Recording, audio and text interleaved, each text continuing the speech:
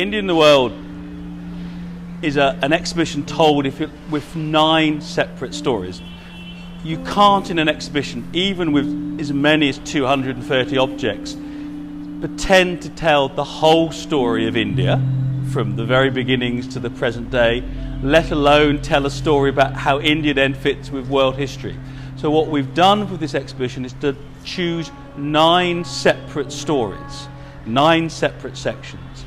Each of those sections takes a moment in India's history and India's past and places that moment in a global context.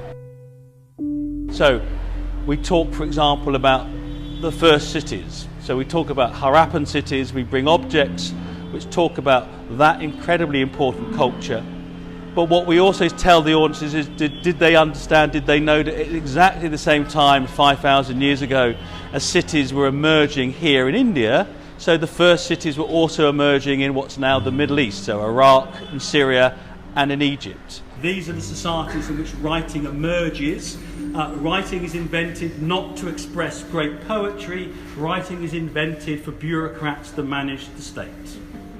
So the earliest writing from Mesopotamia, which is that dog biscuit-like object there, is an early cuneiform tablet. It's basically a spreadsheet. It simply records allocations of beer rations to workers.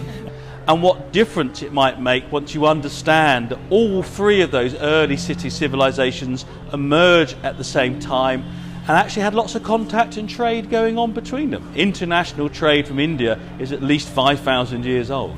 So India's contribution to this trade for at least 2,000 years has been things which unfortunately rot, or you eat it. It's been spices, which of course you've eaten, or it's been cloth. And those are very rare examples of Indian printed cottons, which are in some cases 600-700 years old. And they only survive because they come from the deserts of Egypt. So those little scraps are bits of rubbish from the medieval rubbish dumps of Cairo. So each of the stories takes a key part, a key moment in India's past, a key moment, say, of Indian cultural artistic history, and then compares what's happening in India in artworks and objects from India with other objects from different parts of the world.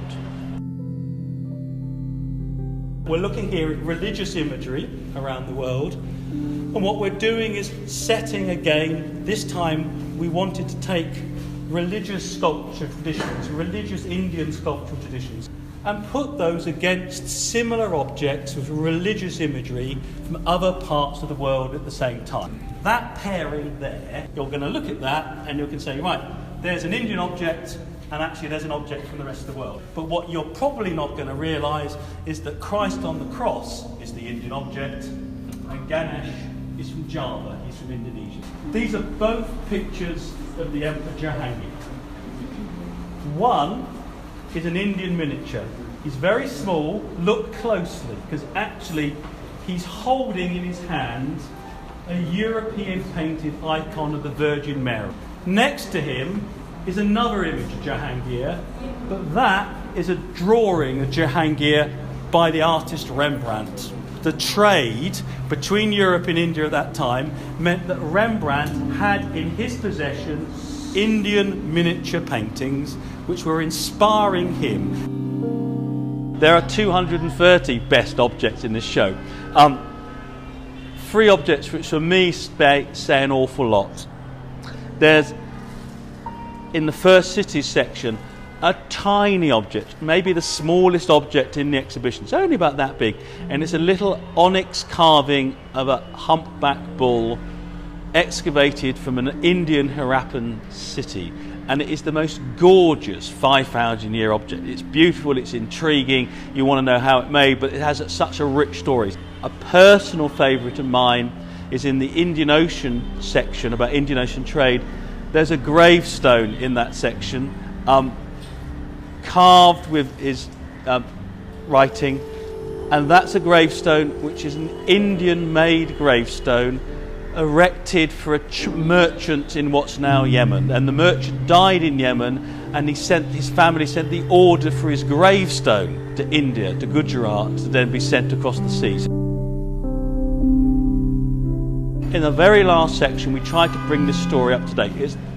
So we cover the last 100, 150 years, and we talk about India's independence in the context of the quest for freedoms around the world.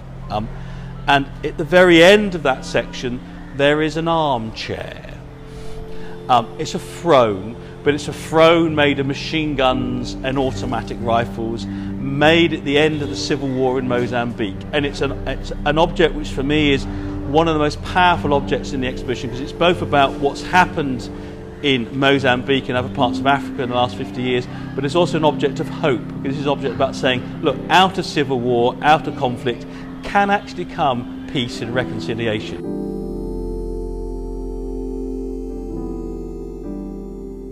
How will Indian audiences go around this exhibition? Are they going to stop and go, wow, where we thought they were going to go, well? Are they going to sit down and are they going to talk to each other about what they've learnt and what they're learning as they go around the exhibition? This is an experiment. It's an experiment which takes almost 3 years to do, but we've never done a big exhibition like this in this way before.